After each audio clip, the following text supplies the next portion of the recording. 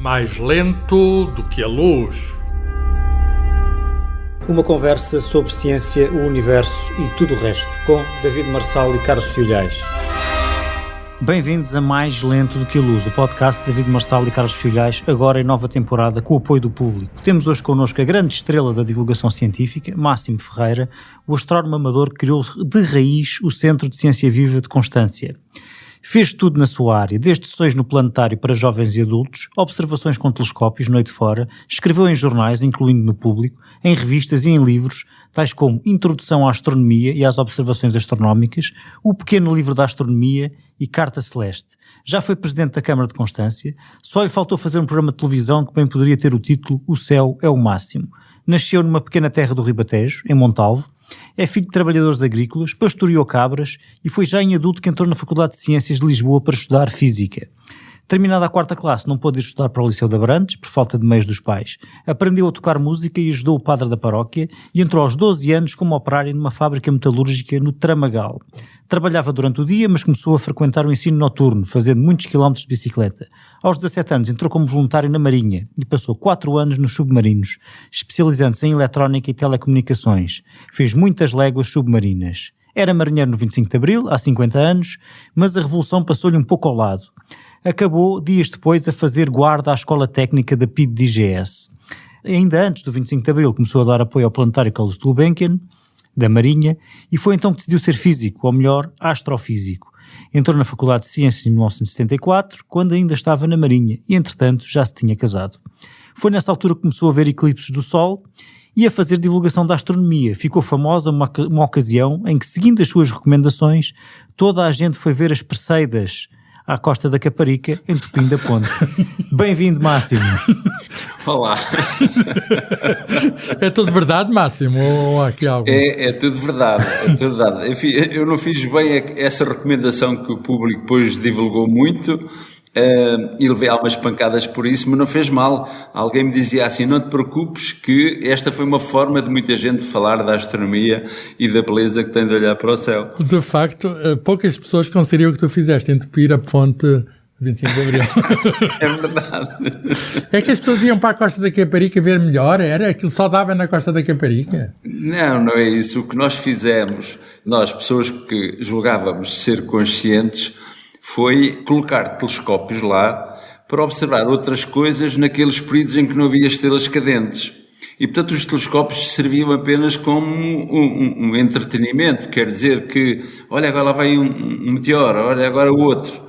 Só que o pessoal percebeu que, ou pensou que seriam tantas estrelas cadentes como se fosse o fogo de artifício, uma passagem de ano, encheram Pensava que era o fogo de artifício do Funchal.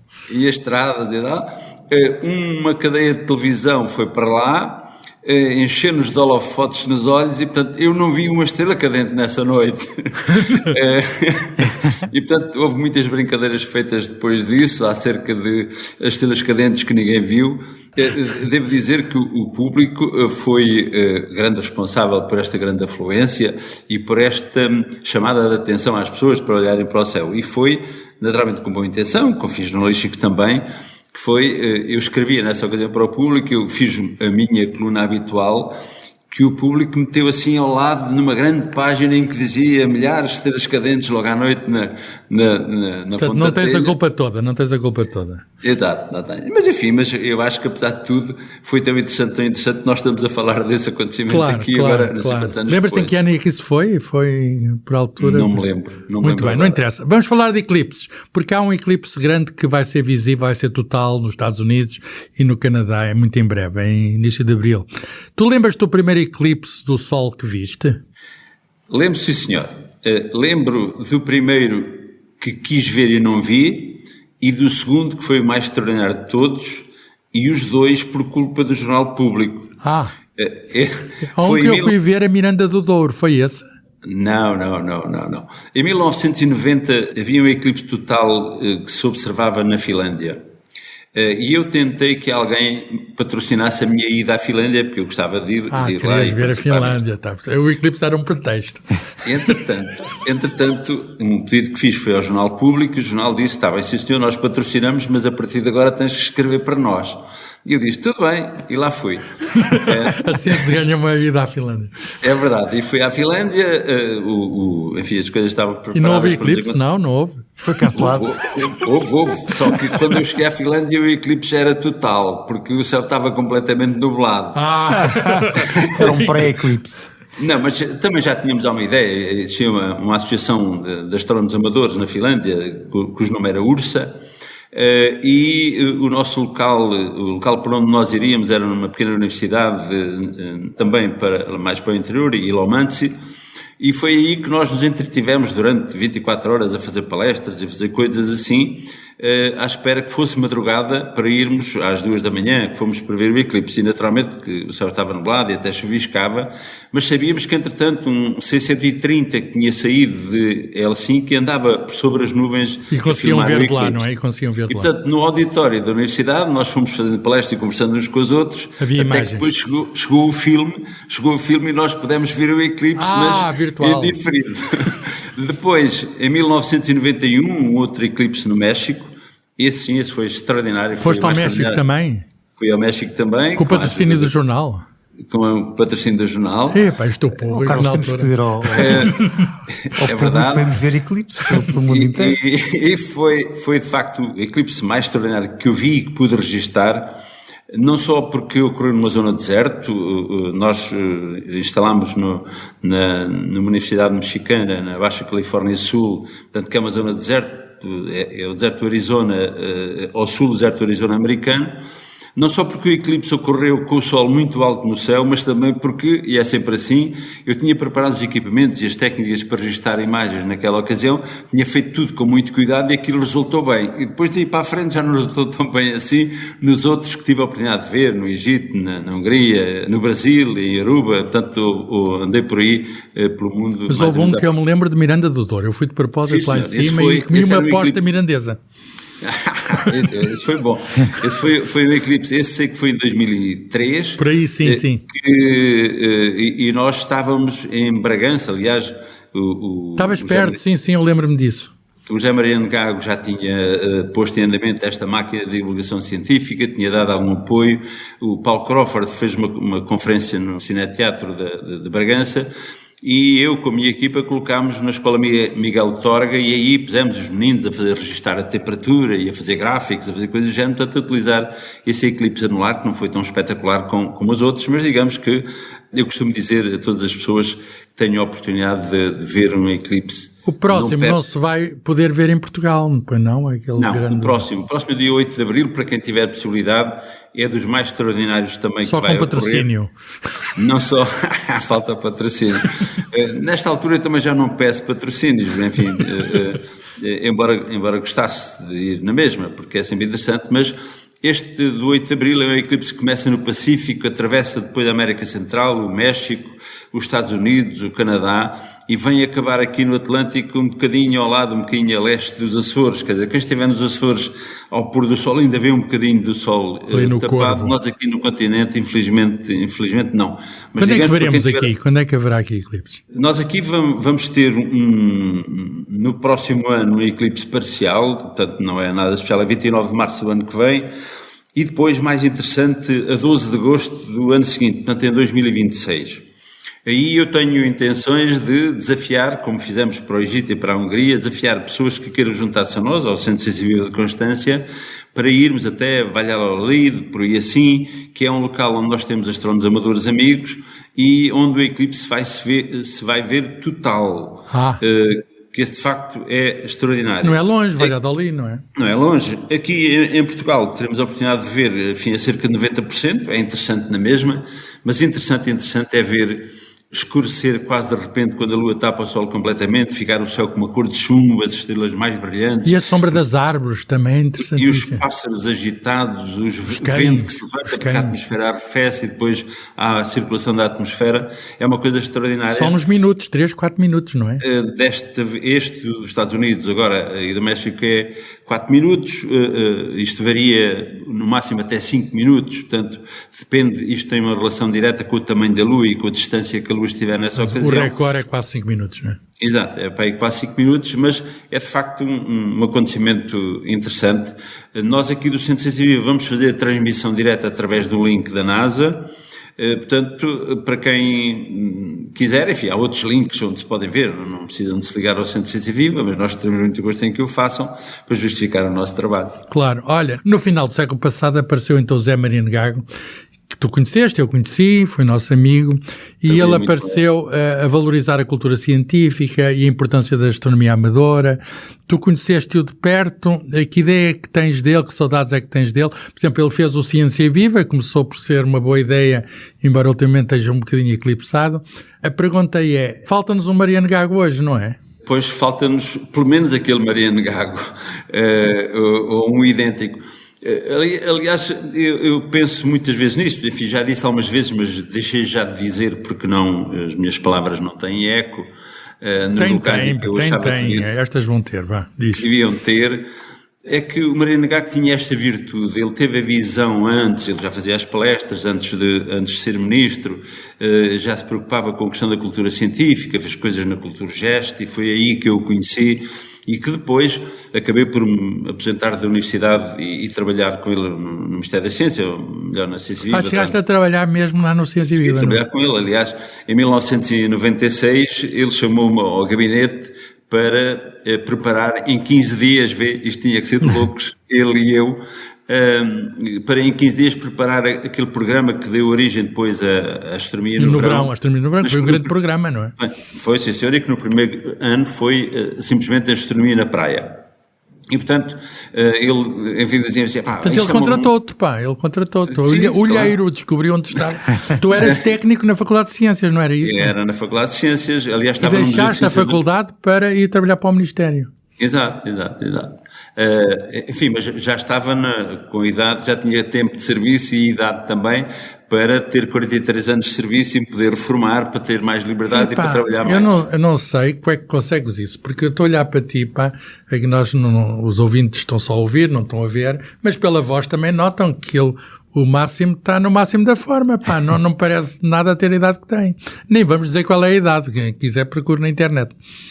Mas pode dizer, eu este ano faço 78 anos. É toda uma vida, dedicada a levar o céu aos outros, Olha, mas eu quero ter aqui mais uns 10 ou 20 anos para trabalhar nesta área. Claro, e reeditar esses teus livros, porque o céu não muda, o céu não muda.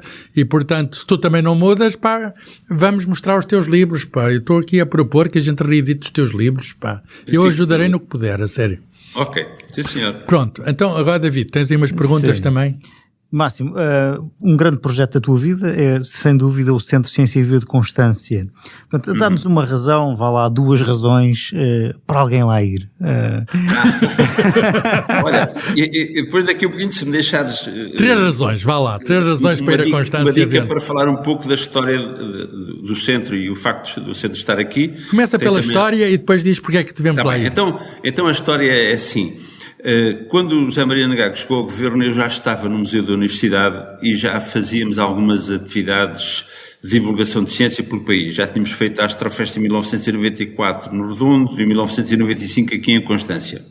Quando o José Mariano Gago começou a achar, e quando começámos com o programa Astronomia no Verão, ele deu-me alguns meios para desenvolver polos, clubes de ciência, clubes de astronomia em escolas, em coletividades, em câmaras municipais. E um dos locais onde fiz, naturalmente, foi aqui na minha terra. Houve interesse da escola e da própria Câmara e estabeleceu-se um protocolo com o Museu de Ciência da Universidade, pelo qual nós demos um apoio à escola e a Câmara Municipal criou aqui um observatório. Bom, isto no ano 2000 foi inaugurado por José Mariano Gago. Lembro-me de estarmos aqui na sala onde eu estou agora e depois de todos termos dito que isto era muito bom, muito importante e a questão da cultura científica sempre enfatizada por Mariano Gago, no final disto tudo ele disse-me assim, então, e não me pedem nada?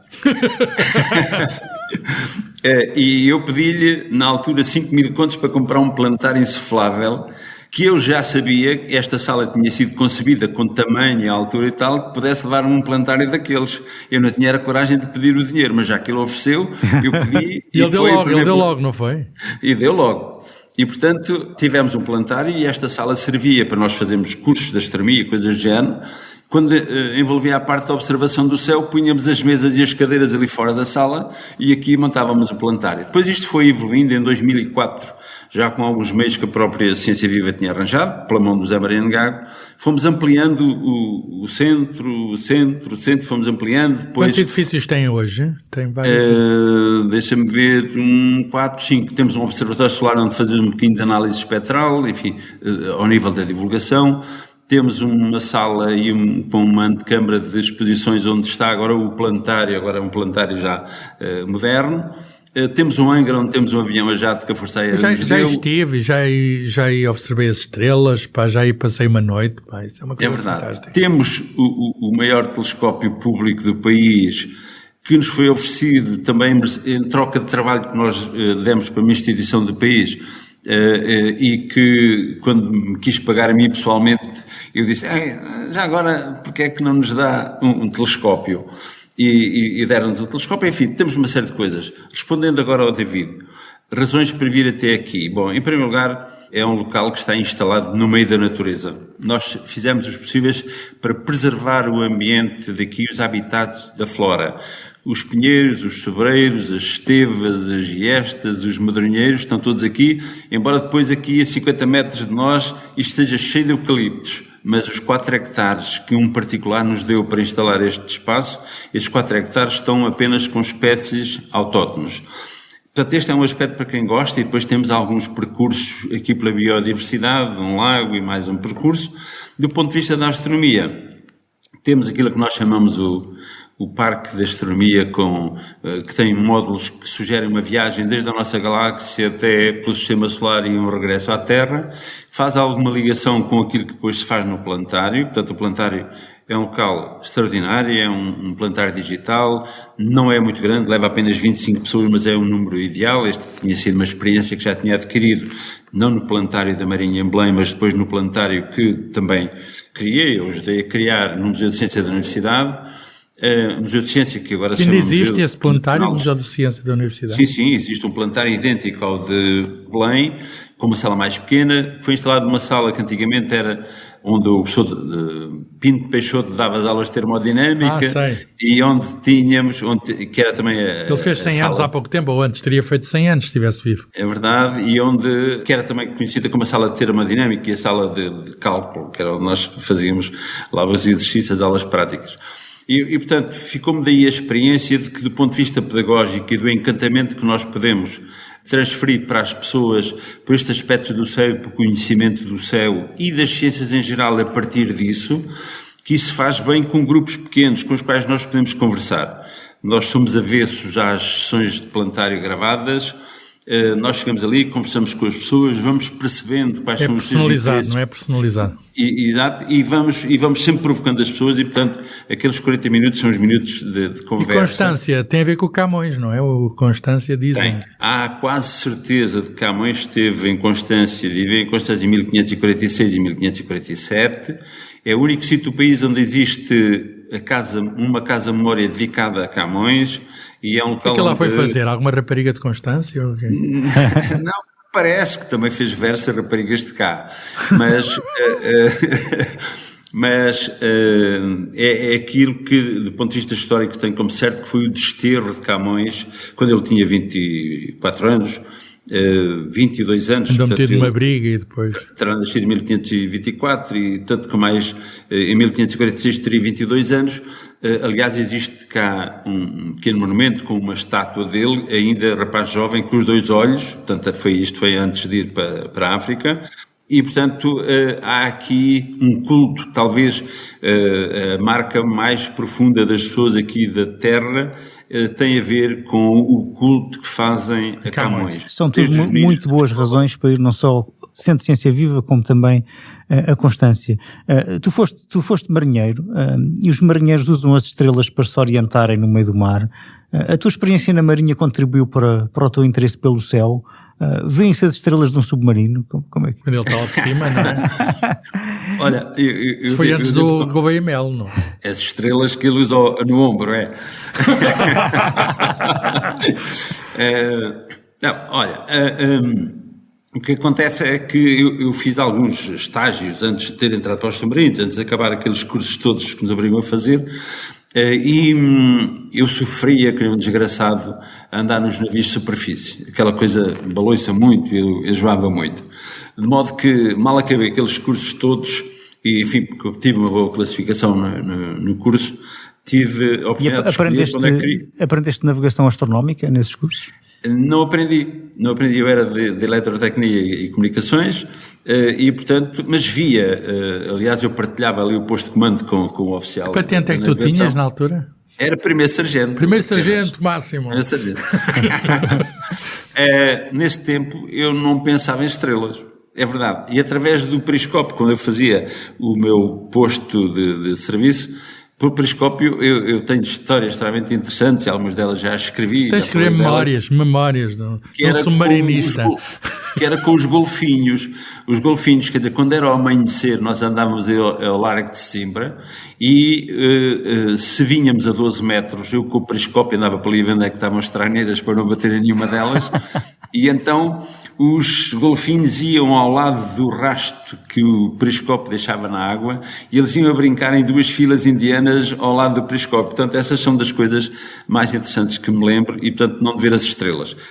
Mas é a Marinha que me manda para as estrelas, porque eu depois voltei a uma escola da Marinha para dar aulas e, a essa altura, tornaram-me responsável pela parte técnica do planetário de Belém. Eu ia lá uma vez por semana e depois comecei uma vez por semana e mais um fim de semana de tempos em tempos, ou de 15 a 15 dias, se não me engano, era bem, mais ou menos assim. Só que depois aqueles mecanismos que eram um planetário eletromecânico, não é digital como é agora. E, portanto, eu tinha que perceber aquelas coisas todas e aquela coisa de ver um planeta andar para trás e depois a Lua andar também ao contrário numa certa posição. E depois, começou a mexer na cabeça, não é? E isto não pode ser. Eu tenho que estudar física a sério. E, portanto, foi isso que fez com que depois eu fosse para o curso de física e aí me dedicasse mais à física e à astronomia e logo fiz o que a faculdade já fazia, que era acompanhar os grupos de estagiários, os futuros professores que estavam na escola a fazer um ano de estágio e a elaborar projetos para sensibilizar os alunos para as ciências. Estavas a trabalhar enquanto estudavas, não era? É verdade, trabalhava em 2 sítios. Trabalhava na Marinha, estudava na faculdade e ainda dava aulas no externato lá em Belém, porque a vida era complicada naquele tempo. Claro, a vida tinha família. Olha, e diz-me uma coisa, quantos anos é que demorou a fazer o curso? Mais que o normal, não é? Por causa disso. Claro, demorei para uns 12 anos, se calhar. Mas tudo bem, pá. Bom, mas depois disso, depois de me ter reformado, aproveitei e fui para outra área, para as ciências sociais, e portanto já fiz mais um mestrado, um doutoramento em museologia. E fizeste um doutoramento depois em museologia, isso não estava no currículo do David. Não estava porque ele ainda não está publicado. Ainda não está publicado. Quando é que foi o doutoramento em museologia? Foi para aí o ano passado. Foi há muito tempo. E onde é que foi? Já agora, e o tema qual foi? Na Universidade de Lusófona foi a questão do associativismo e o empoderamento das pessoas, quer dizer, a cultura, outra vez aqui, naturalmente que ali mete algumas coisas da astronomia, da ciência, que eu aqui vou pregando às pessoas, e também da Casa Moreira de Camões, a que também estou ligado, e portanto... Incrível, aos 77 anos um doutoramento em museologia, quem nos estiver a ouvir está sempre a tempo de fazer... É verdade. Mas é um trabalho que se faz com gosto, naturalmente que isto dá muito trabalho, mas eu não sinto esse trabalho. Máximo, olha... Uma outra experiência que tiveste muito, muito interessante e invulgar foste presidente da Câmara de Constância como independente nas listas da CDU. O que é que aprendeste dessa experiência? Achas que os políticos percebem os cientistas e se os cientistas percebem os políticos? Eu acho que nem uns percebem os outros, nem os outros percebem os uns. Olha, eu na ocasião tinha uma certa, apesar de já ter 60 e tal anos, tinha uma certa ingenuidade e achava que podia com a idade e com umas coisas que eu tinha feito na vida. Ainda bem, não sou só eu que sou ingênuo às vezes, com 60 e tais. Com algumas coisas que tinha feito na vida e o respeito que as pessoas aparentavam e aparentam e têm por mim, eu achei que podia fazer alguma coisa neste ambiente de algum respeito, que fizesse alguma diferença. E tenho a consciência de que trabalhei muito. Aliás, eu costumo dizer que naqueles 4 anos nunca trabalhei tanto na minha vida como naqueles 4 anos, e fiz algumas coisas importantes do ponto de vista da educação, com centros escolares, com um projeto. O Centro de Ciência Viva beneficiou também de uma candidatura que fizemos a fundos comunitários. E achei que era possível fazer muitas coisas. O problema é que a vida política é tramada. As Para não dizer outra coisa, não é? As pessoas que nos convidam, mesmo como independente, e a posição do independente não é assim muito favorável, mas quem nos convida como independente parece dar-nos uma certa liberdade, e depois de nós estarmos no cargo, acham que nós devemos fazer de alguma maneira aquilo que eles gostariam que fosse feito. A oposição, essa é terrível, porque uma pessoa é independente, mas foi proposta por outra força política e então toda a gente desanga, de modo que eu era incompreendido por um lado e por outro. De toda a maneira, acho que foram 4 anos extraordinários, acho que todas as pessoas deviam ter alguma noção do que é isto de gerir uma autarquia, ainda que uma autarquia pequena como esta, e perceber as dificuldades que há em a gerir, as dificuldades que há em juntar pessoas e fazer projetos, não é? E para aspectos sociais que nós não conseguimos resolver, que não conseguimos separar, dificuldades que os miúdos têm na escola que têm a ver com os antecedentes familiares, com as questões sociais que estão adjacentes, e depois o outro aspecto é perceber que há pessoas que fazem da política um campo de batalha e com as quais não há força que mereça ser gasta. Pois. Olha, estamos a aproximar do fim, a conversa daria para muito mais tempo, mas vamos voltar aos astros. Logo à noite, olhamos outra vez para o céu, tu olhas para o céu todos os dias e o céu encanta-nos sempre, todas as noites, apesar de nós sabermos, tu sabes muito bem o que lá está, mas é sempre um prazer olhar para o céu. O que é que te espanta mais no céu? É as distâncias, a possibilidade de exoplanetas com vida? Qual é, digamos, o que é que, quando olhas para o céu, qual é o motivo que te faz sonhar? Olha, encanta-me sempre, enfim, hoje à noite eu não posso fazer isso porque o céu está nublado, vai estar nublado durante umas quantas noites. Embora o planetário é um local onde se pode estar, mas eu gosto mais de estar ao ar livre. Encanta-me sempre o facto de eu olhar para estas coisas que estão ali, para a esfera das fixas, como dizia a deusa Tétis ou Vasta Gama. Era uma ninfa, a Tétis. Uma ninfa, exato, a ninfa. Ver aqueles pontinhos luminosos todos a pescar, e especialmente se a atmosfera estiver transparente, é magnífico. E depois perceber e, de certa maneira, conviver com esta, por um lado, arrogância, que é o de nós sabemos muito acerca do que está lá, porque é que aquela estrela é amarela, porque é que é vermelha, e que entre aquelas duas estrelas, se eu apontar para lá um telescópio, vejo uma galáxia ou vejo uma nebulosa, e portanto isto é um conhecimento que nos enche de orgulho, mas ao mesmo tempo de simplicidade, quer dizer, percebermos que no meio destas coisas humildes, todas, não é? Destas coisas todas que estou a ver, o planeta onde eu estou é um pequeno grão de areia, e sobre esse grão de areia não sou coisa nenhuma. Olha, tu acompanhaste, enfim, todas a exploração espacial, e nós sabemos que a exploração espacial interessa muito às pessoas. As pessoas até confundem muito a astronomia com a astronáutica. A questão é esta: vamos voltar à Lua em breve. Não é este ano, porque há uns atrasos no programa, mas o programa Artemis, a irmã da Apolo, vamos de certeza voltar à Lua, mas o objetivo central é Marte. Tu ainda acreditas no teu tempo de vida vais poder ver essa viagem a Marte? Não acredito. Eu não acredito, enfim, há várias razões para nós pensarmos nisso. Enfim, aquelas aventuras que se fazem de criar uma nave e levam um indivíduo ali a dar uma volta à Terra e depois regressa para cá e fica todo contente, ou ir à Lua e voltar também. Ir a Marte, as coisas não são assim tão simples, não só do ponto de vista físico e psicológico. Ora, 6 meses, não é?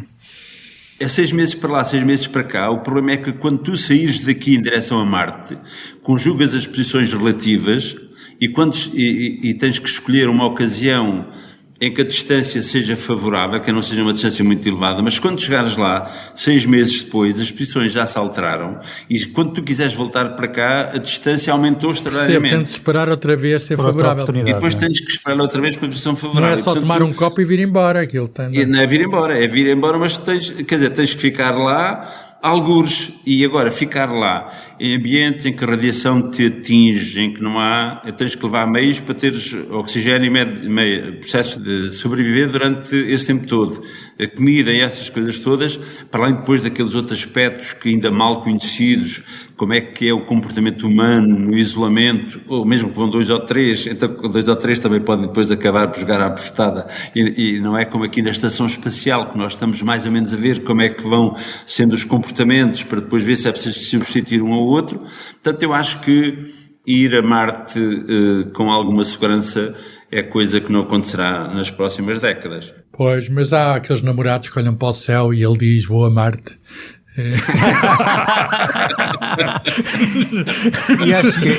Acho que é um bom mote, uma boa ideia para terminarmos esta nossa conversa. Agradecendo ao Máximo mais uma vez. O Máximo é o Máximo. É o Máximo. Estamos todos de acordo, pá. Não há maior que o Máximo. Há uma anedota do Máximo que eu não vou cantar, pá, mas alguém que tu já contaste de diversas maneiras.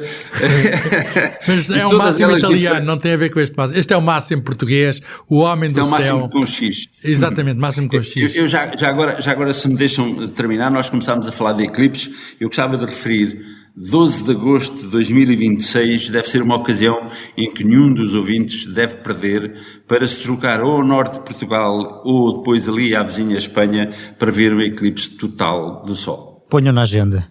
Ponham todos no calendário. Eu vou ter com o Máximo para vermos juntos. Eu também, vamos todos. Um abraço grande. Todos. Um grande abraço. Muito obrigado e até ao próximo Mais Lento do que a Luz. O público fica no ouvido.